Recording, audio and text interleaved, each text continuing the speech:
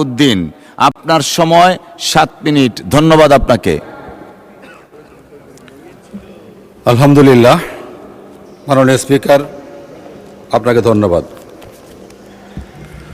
মাননীয় স্পিকার, 2026-2027 অর্থবছরের বাজেট আলোচনায় আমি প্রথমেই শ্রদ্ধা জানাতে চাই আমাদের মাননীয় প্রধানমন্ত্রী, যার নির্দেশনায়, যার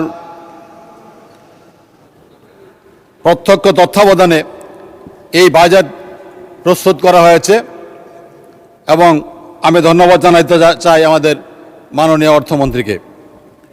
মাননীয় স্পিকার, একটা বিষয় আমাদেরকে আমরা জানি সবাই, দীর্ঘ 17 বছরের লুটপাট, খুন, গুম, রাহাজানি, হত্যা, আয়নাঘর ইত্যাদির মাধ্যমে আমাদের আন্দোলন সংগ্রাম করতে হয়েছে এবং আপনি নিজেও এই আন্দোলন সংগ্রামে ছিলেন আমাদের সাথে।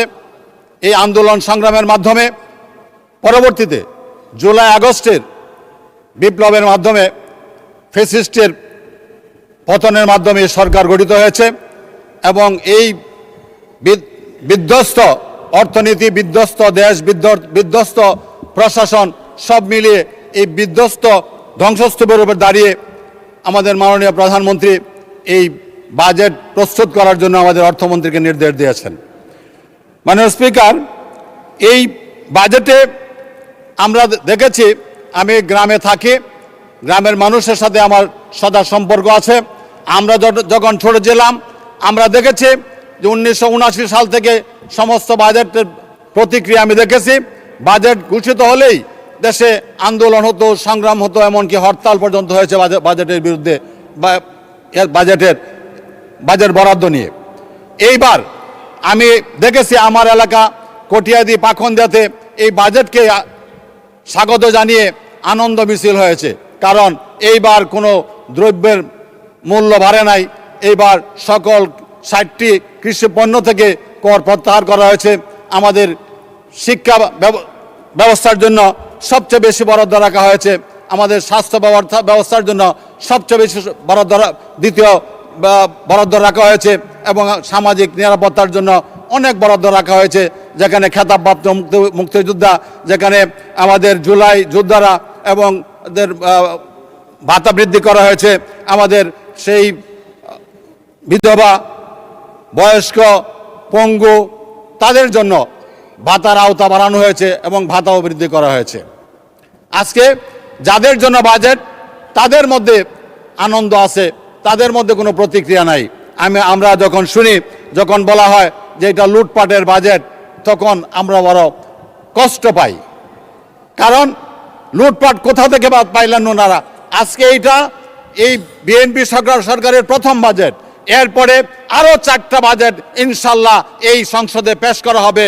তখন তারা বুঝতে পারবেন আমাদের সেই ভালো মন্দ, তখন তারা বলতে পারবেন, যাচাই করে সেখানে বলতে পারবেন। এই অর্থ বছরের যে কয়টা দিন, এটা বিগত অন্তর্বর্তী সরকারের আমলের সেই দিনগুলি আমরা পেয়েছি। আমরা লক্ষ্য করেছি যে যুবকদের জন্য, ছাত্রদের জন্য, আমাদের শিক্ষা ব্যবস্থার জন্য, আমাদের সেই কৃষকের জন্য, সামাজিক সুরক্ষার জন্য, তরুণদের জন্য বিশেষ বরাদ্দ রাখা হয়েছে এই বাজেটে। এই বাজেট জনবান্ধব। এই বাজেটে ব্যবসার জন্য ব্যবস্থা রাখা হয়েছে। আমাদের চিকিৎসার যারা দুস্থ, যারা ক্যান্সার এবং এরকম গুরুতর রোগীদের জন্য সমাজ কল্যাণ থেকে যেখানে 50,000 টাকা দেওয়ার ব্যবস্থা ছিল, এখানে এখন রাখা হয়েছে 1 লক্ষ টাকা। এবং আমাদের সেই কিডনি ডায়ালিসিসের জন্য, আমাদের চোখের লেন্সের জন্য এরকম ব্যবস্থা করা হয়েছে, যাতে আমাদের দেশে দুস্থ মানুষ যাতে সহজেই চিকিৎসা পায়, সেই জন্য এই ব্যবস্থা রাখা হয়েছে। মাননীয় স্পিকার, আজকে আমরা এখানে সবাই বলা হয় মজলুমের সংসদ, এই কথা সত্য। কেউ ফাঁসির সেল থেকে ফিরে এসেছেন, কেউ কারাগার থেকে ফিরে এসেছেন, কেউ পালিয়ে থাকতেন। আমরা যারা এখানে আসি প্রত্যেকের বিরুদ্ধে একাধিক মামলা ছিল এবং আমার বিরুদ্ধে সর্বশেষ মামলাটা হয়েছিল জুলাই 2024-এর মামলা নাম্বার 9724। এটার প্রধান আসামি ছিলাম আমি, যেটা আমরা এই সকলে মিলে এই সংসদ, এই জাতি, এই সরকার গঠন করেছি। এই সরকারকে সেই সমালোচনা করতে হবে, যে সমালোচনা আমরা সমালোচনা পছন্দ করি, সমালোচনা করতে হবে গঠনমূলক। কিন্তু লুটপাটের বাজেট, কল্পনা বিলাসী বাজেট, এই চানাচুরের বাজেট ইত্যাদি ইত্যাদি কথা বলে এটা অনাহুত কথা বলা হচ্ছে। আমরা আপনাদের কাছ থেকে সহযোগিতা চাই, তবে এরকম সহযোগিতা যেটা, আমি একটা কথা বলবো, এই সংসদে এই কথাটা হয়েছে যখন বগুড়ার ইলেকশনের দিন, যেটা বাই ইলেকশন বগুড়া এবং আমাদের শেরপুরের এই নির্বাচনের দিন আমাদের এখানে বাজেট প্রণয়ন ছিল। আমাদের বিরোধী দলের একজন সদস্য বাজেটের উপর আপত্তি দিয়ে বক্তব্য রাখছিলেন, তখন উনি বললেন যে বগুড়া আর মাগুরার ইলেকশন নাকি একরকম ইলেকশন হয়েছে, বগুড়া নাকি সেখানে ভোট ডাকাতি হয়েছে। এই কথা বলে তিনি আবার বললেন ওনাদের একজন কর্মী গুরুতর আহত হয়েছে, এই কথা বলে আবার উনি বক্তব্য রাখলেন। একটু পরে আরেকজন ওনাকে কানে কানে বললেন, উনি দাঁড়াই ছিলেন, বললেন সেই কর্মী মারা গেছে। সমস্যারে সবাই ইন্না লিল্লাহি ওয়া ইন্না ইলাইহি রাজিউন পড়েছেন। এই আপনি সেদিন আমাদের স্পিকার স্যার সভাপতিত্ব করছিলেন, এই সংসদের সেই কার্যবিবরণীতে এই ইন্না লিল্লাহি পর্যন্ত আছে। একটা সুস্থ মানুষকে আমি পরের দিন পত্রপত্রিকা ঘেটে খুব খোঁজখবর নেওয়ার চেষ্টা করলাম, সেখানে কোনো ভোট ডাকাতি হয় নাই। সেখানে যেটা চেষ্টা করা হয়েছে তারাই বরং ভোট ডাকাতি করার চেষ্টা করেছে। সেখানে ভোট ডাকাতি হয় নাই, সেখানে সুষ্ঠু ইলেকশন হয়েছে। দ্বিগুণ ভোট পেয়ে আমাদের বাদশা ভাই নির্বাচিত হয়েছেন।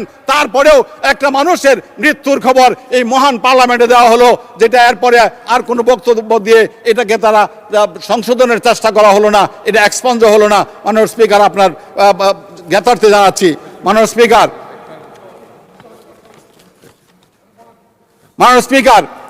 এখন আমি আমার এলাকার কথা বলতে চাই।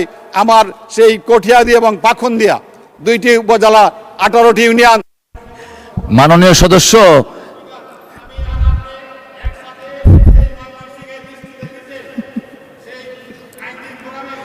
জি জি জি জি 2 মিনিট দেয়া হলো বৃষ্টি ভেজার কারণে, 2 মিনিট। মাননীয় স্পিকার, আপনি জানেন যে সেই আন্দোলন ময়মনসিংহে আমরা আইনজীবী ফোরামের প্রোগ্রাম ছিল, আমাদের জয়নাল আবেদিন স্যার, আপনি ছিলেন। এই বৃষ্টিতে ভিজে কাক ভিজা হয়ে সেদিন আমরা সেই আন্দোলন সংগ্রাম করেছিলাম ফ্যাসিস্টের বিরুদ্ধে। মাননীয় স্পিকার, আমি আমার এই পাকুন্দিয়া কঠিয়াদির মানুষের জন্য কিছু কথা বলতে চাই। এখানে আমার নির্বাচনী এলাকার রাস্তাঘাট অত্যন্ত খারাপ, ভাঙাচোরা এবং মেরামত করা হয় নাই। এই রাস্তাঘাট তৈরিও করা হয় নাই গত 17 বছরে। এই ইউনিয়ন পর্যায়ে রাস্তাঘাট তৈরির জন্য আমি মাননীয় সড়ক এবং সেতু মন্ত্রীর কাছে আমি অনুরোধ করছি। আমার একটি ব্রিজ আছে, এটা হলো দত্তের বাজার থেকে মুনিরকান্দা ব্রিজ, আমাদের মঠখোলা থেকে সেই আড়ালিয়া ব্রিজ, আমাদের এই ব্রিজগুলি নির্মাণ করা খুবই জরুরি।